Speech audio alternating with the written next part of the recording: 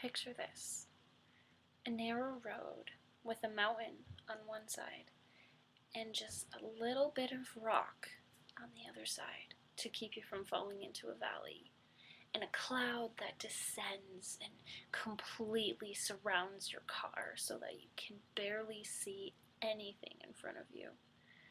That is what my husband and I experienced when we were in Glacier National Park, and what a blast it was. Maybe it wasn't a blast for my husband who was driving through the crazy cloud, but I got really nerdy and excited because I was like, oh my gosh, we're in a cloud, I want to touch it. I actually did roll down the window and I reached out to touch it. It didn't feel like anything. It was just cold. So I had a blast. My husband had a blast. We went to Glacier National Park. We stayed in Polson, went to Big Fork. Yeah, we had so much fun in just the most gorgeous nature with lakes, mountains, valleys. We were up like 6,000 feet on the mountain, and it was wonderful. It was blissful. We did get a bunch of rain. It was pretty cold up there. I'm going to announce to the entire world of YouTube that I adore my husband, and I am so grateful to have him. Honestly, I've grown so much closer to him. The trip was like our second honeymoon. Our first honeymoon was amazing.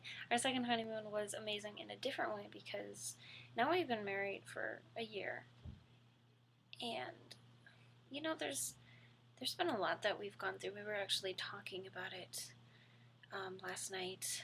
You know, just the things that we've been through, and the emotions, the craziness, but then the strength that we've accumulated, I guess is the word. I mean, we've grown so much, and we've grown together, and that's, you know, such a clear sign to me that we were meant, you know, to be married and to be together.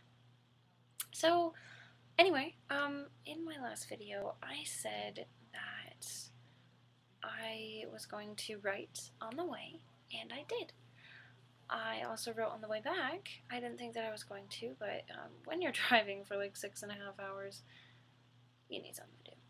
And I had finished my book, The Book Thief. Adored it so much. I think the ending is just absolutely perfect. The entire book is like perfect. It has language in it, and I don't even care. Like, I'm just totally into it. Like, yep, that's exactly how those characters would speak. I get it, totally. And writing, that was the other thing for me to do.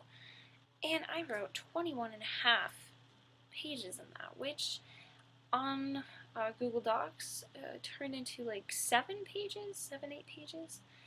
Yeah, it was amazing. And I wrote a couple more pages when I got home too.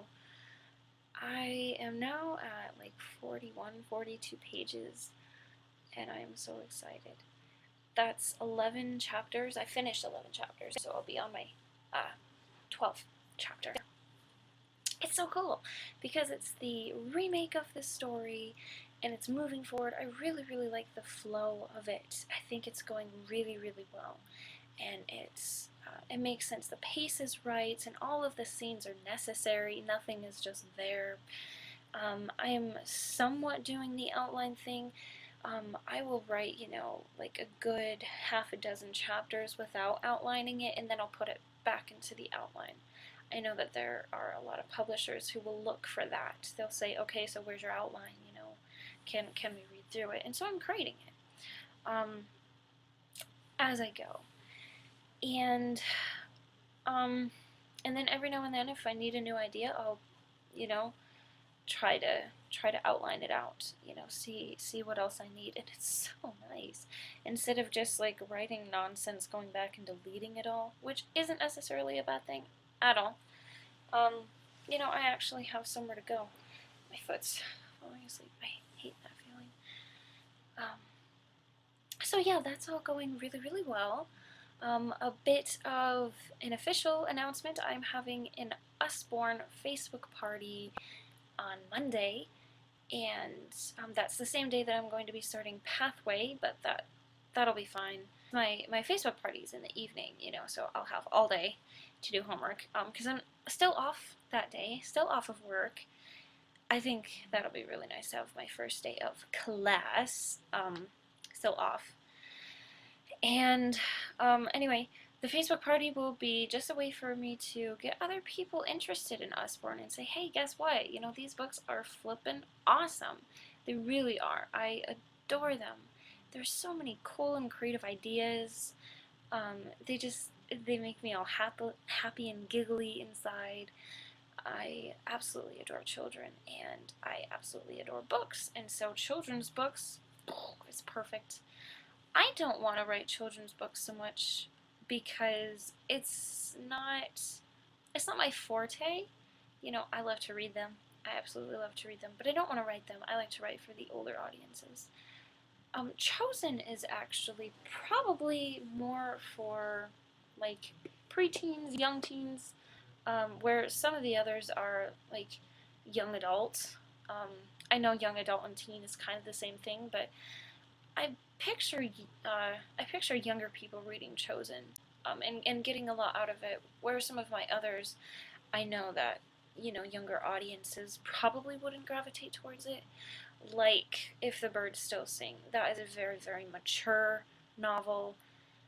Not that there's anything graphic or anything like that.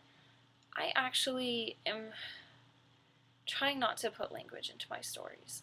In If the Birds Still Sing, I know for certain that Ryder would swear up a storm, like all the time, and a lot of the characters would. But since I don't swear, and I don't want to make that a habit, I don't want to write it, I don't want to present my stories that way to make it seem like I swear. But at the same time, I'm not opposed to other writers doing that. I recognize that it's a freedom. It's totally something that is up to each writer, and I try not to judge. Because I've considered it many, many times, and sometimes in my first draft, I will keep it.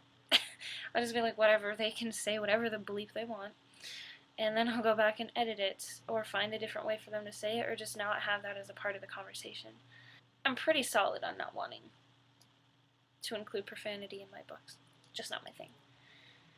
What else is happening? I already mentioned that I'm starting Pathway. After you've completed a year in Pathway, you are able to have an online major.